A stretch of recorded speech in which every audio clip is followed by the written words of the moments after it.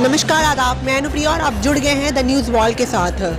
विधानसभा elections आने के पहले राजनीतिक पार्टियां अपने अपने पार्टियों का टिकट अनाउंस करने में लगी हो। जहां टिकट हारती लगातार बिजी हैं अपने टिकट को लेने में, तो वहीं आज उपेंद्र कुशवाहा के साथ ओवैसी और भी बहुत सारी पार्टियां आप देख सकते हैं। यहाँ पे बहुत सारी पार्टियां हैं। सबुद्दीन ओवैसी की पार्टी, देवेंद्र यादव जी की पार्टी, उपेंद्र कुशवाहा की पार्टी, मायावती की बीएसपी पार्टी, ओम प्रकाश राजभर, संजय चौहान, इन सारी पार्टियों ने मिल करके आज प्रेस वार्ता की। ये संयुक्त प्रेस वार्ता मूलतः ये बात बताने के लिए था कि इस बार जो ये महागठबंधन जो है, ये इन लोगों का जो यूनिटी है, जो चुनाव लड़ने वाली है, उसमें उपेंद्र कुशवाहा को मुख्यमंत्री के नेतृत्व में वो चुनाव लड़ने वाली है। एक बार मैं आपको फिर से बता दूं कि ये जो इस बार आज प्रेस वार्ता हुई है, वो कंफर्म कर दिया गया है कि उपेंद्र कुशवाहा जो होंगे वो आने वाले समय में मुख्यमंत्री बनेंगे इनके तरफ से। तो चलिए हम आपको जोड़ते हैं प्रेस वार्ता के साथ और दिखाते हैं कि उपेंद्र कुशवाहा ने इस प्रेस कॉन्फ्रेंस में अपनी बातों को किस तरह रखा। साथ ही साथ उनके साथ और जो कार्यकर्ता जुड़े हुए थे और अलग अलग पार्टियों के जो अध्यक्ष जुड़े हुए थे, उन्होंने अपनी बातों को किस तरह रखा। बने रहे हमारे साथ न्यूज़ वॉल।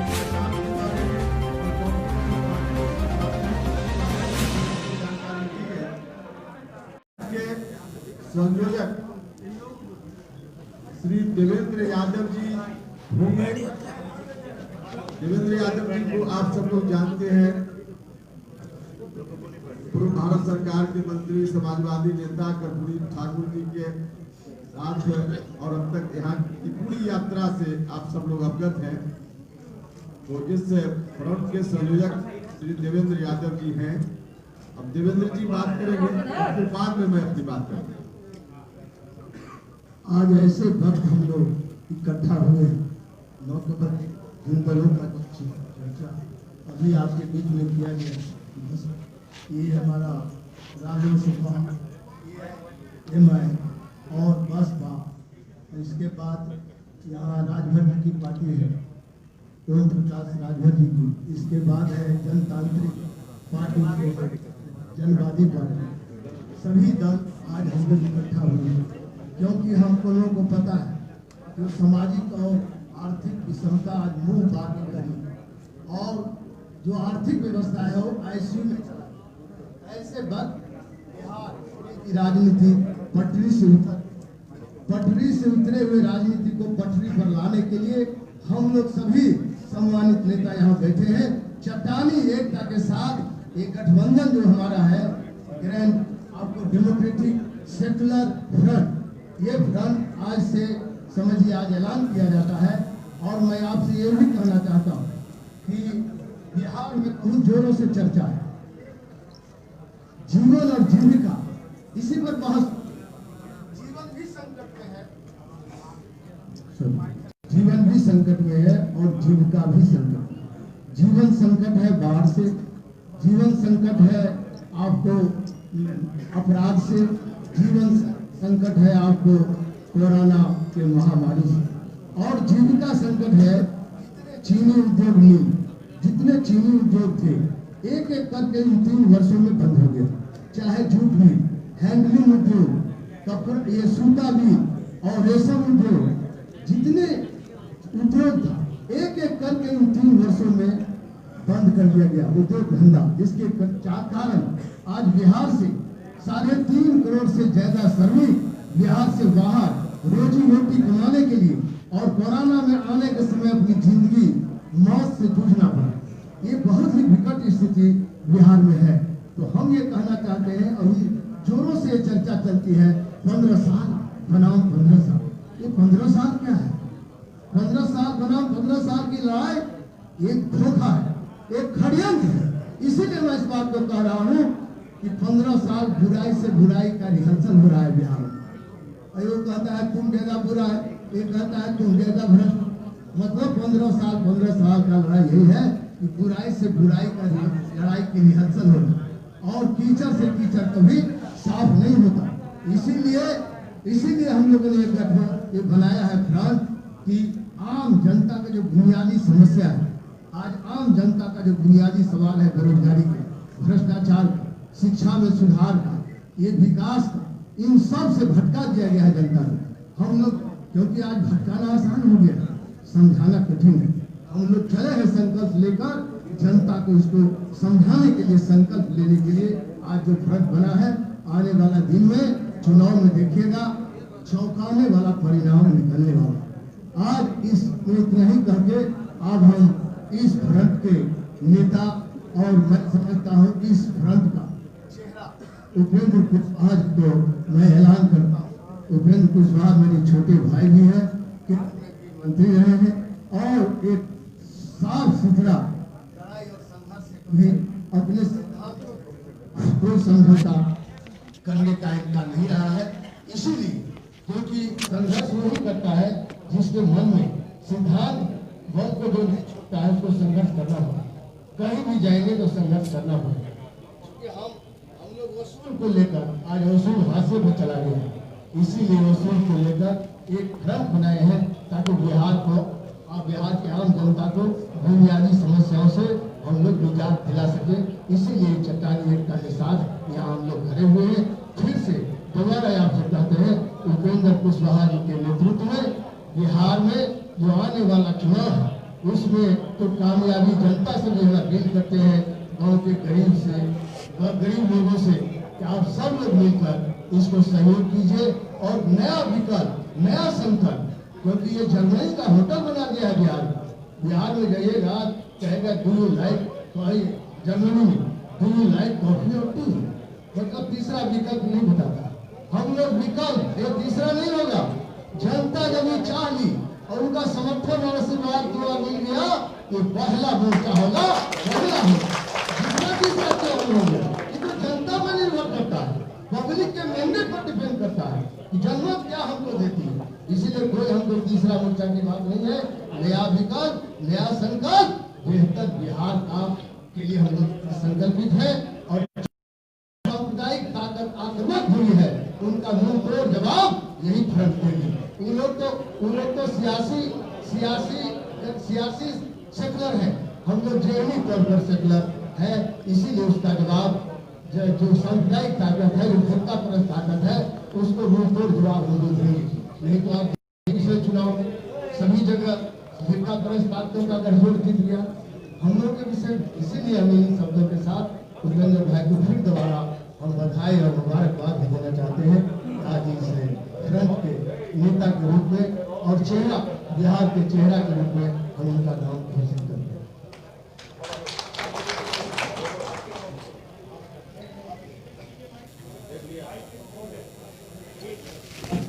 ओवैसी साहब का परिचय देने के मुताबिक देश और दुनिया में था 2004 में अब आए थे और उससे पहले भी 5 बार मैं लोकसभा में रहा हूँ। ओवैसी साहब का मैं स्वागत करता हूँ आज के इस प्रेस कॉन्फ्रेंस में। जो गठबंधन बना है हमारे, कल भी हम यूडीए से बनाए हुए थे और इसका एक एक्सटेंशन हुआ, इस गठबंधन का एक्सटेंशन हुआ है जिसमें हमारे बासपा के भाई और सभी राजभर जी और उपेंद्र कुशवाहा जी सब लोग इसमें पहुंचे हैं, क्योंकि हमारा इनका विचारधारा मुद्दा है। ये भी संघर्ष करते हैं, हम भी संघर्ष करते आए। इसीलिए क्योंकि हम जनता के इस्तीफा दे दी थी 3 महीने में। इन्होंने बताया समाजवाद को इन लोगों ने गड्ढे में गिरा दिया, समाजवाद को जो इन लोगों ने अपील कर दिया है गड्ढे में गिरा दिया है। तो समाजवादी व्यवस्था को कायम करने के लिए हम जो वंचित वर्ग है, समाज से जो सबसे कटा हुआ समाज है, वहाँ दलित है, अल्पसंख्यक है, गरीब लोग है, दबे कुचले लोग हैं, चाहे वो किसी बिरादरी के, सबको मुख्य धारा में लाने का संकल्प है। अब हम ओवैसी साहब से आग्रह करते हैं, अनुरोध करते हैं कि आप जरूर अपनी बात कहें और थोड़ा सा डिटेल में कहें, ये हम आग्रह करेंगे।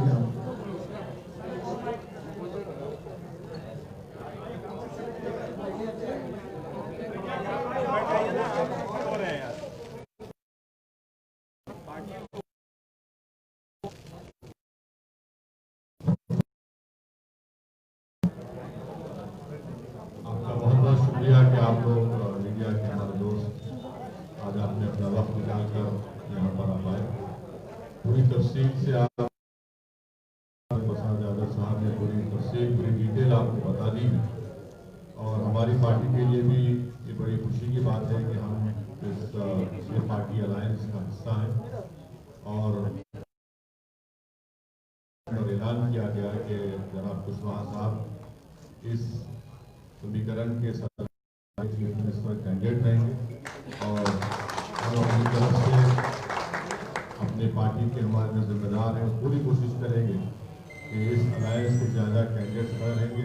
हम उसके लिए मेहनत करेंगे। हम बिहार की जनता से भी एक दर्दमंदाना अपील करेंगे कि वो हमको अपने आशीर्वाद से, अपनी दुआओं से, अपनी मोहब्बत से, अपने वोटों से नवाज कर बिहार में एक ऑल्टरनेट पॉलिटिक्स को प्रमोट करें, क्योंकि 15 साल नीतीश कुमार बीजेपी के और 15 साल आरजेडी कांग्रेस के, इससे बिहार के गरीब जनता का कोई फायदा नहीं हुआ। इकोनॉमिक एजुकेशन बिहार बहुत पीछे हो चुका है, इसलिए ये बिहार के रोशन मुस्तकबिल के लिए बहुत ज़रूरी है कि इस तरह का एक हम अपनी तरफ से पूरी कोशिश करेंगे। मैं जनाब कुशवाहा साहब का, DSP का, राजभर साहब का और तमाम दीगर पार्टीज का शुक्रगुजार हूँ कि हम लोग एक प्लेटफॉर्म पर यहाँ पर जमा हुए और हमारे कन्वीनर साहब देवेंद्र प्रसाद यादव साहब हम लोग पूरा मिलकर कोशिश करेंगे कामयाबी हासिल हो। और हमको यकीन है कि इस बार जो बिहार की जनता में एक उठन महसूस हो रही है कि एक ऑल्टरनेट पॉलिटिकल प्लेटफॉर्म आज हम उनको प्रोवाइड कर रहे हैं और उनको यकीन है कि इससे बहुत बड़ा फायदा बिहार की जनता का ही होने जा रहा है। आपके प्रदेश अध्यक्ष ने ऐलान किया था 50 हम कहीं नहीं जा रहे।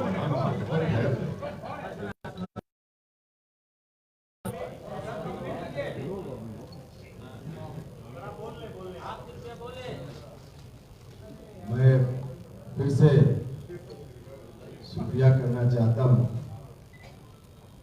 ओवैसी साहब, देवेंद्र यादव जी, रामजी सिंह गौतम जी, जवान साहब, पांडे जी, जो विभिन्न पार्टी के लीडर यहाँ उपस्थित हैं, सब लोगों ने मिलकर इस फ्रंट के बारे में बताया।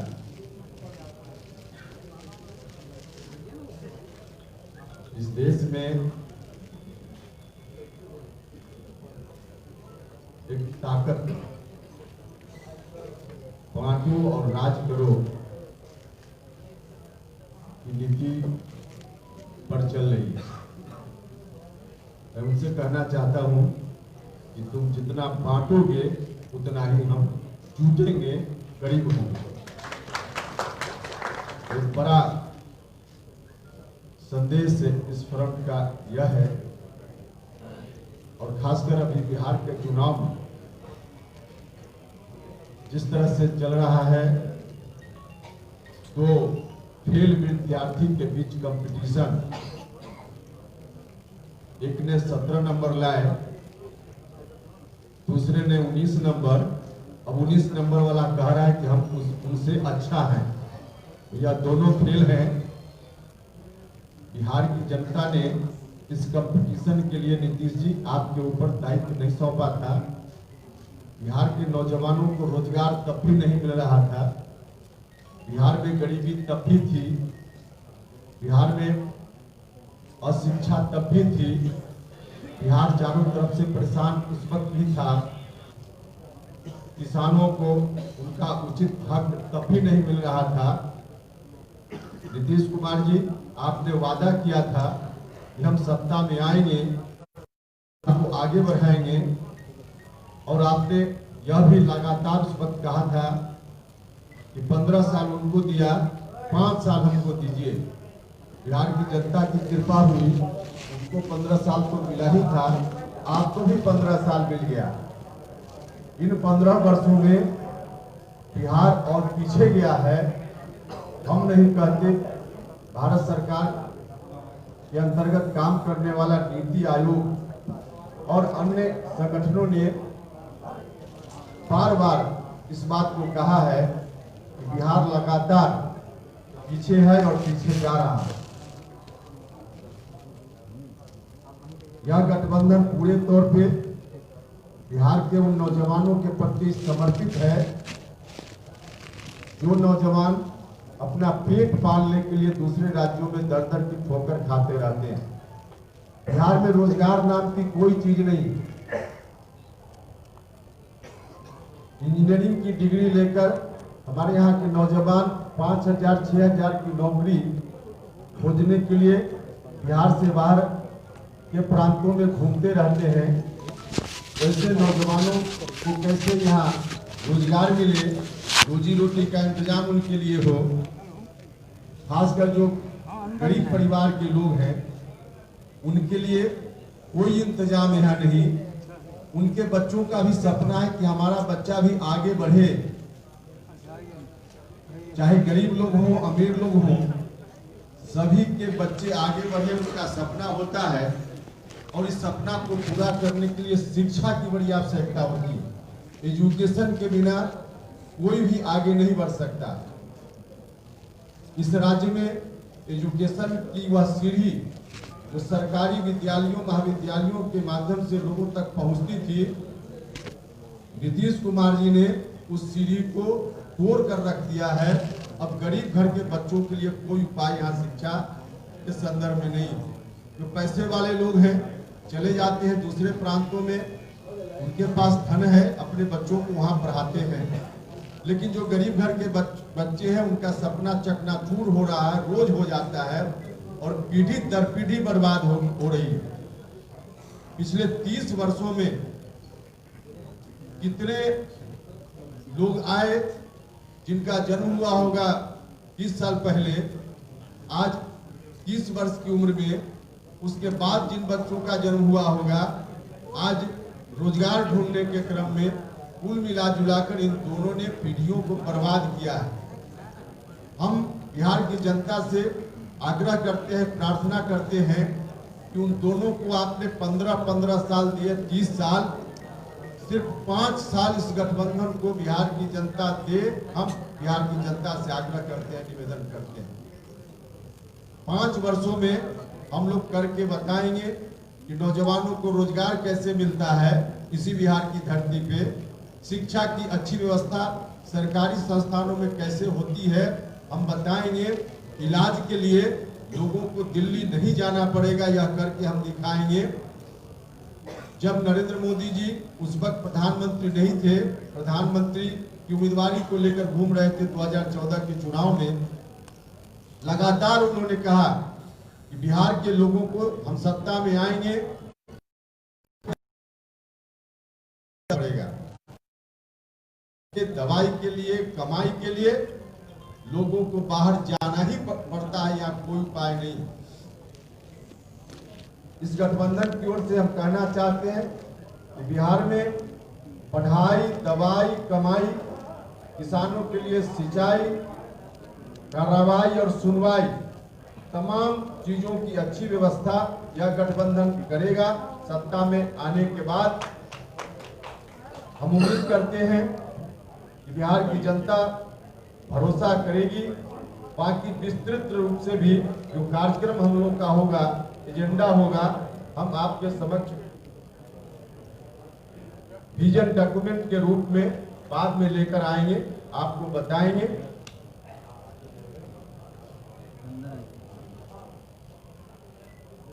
यहाँ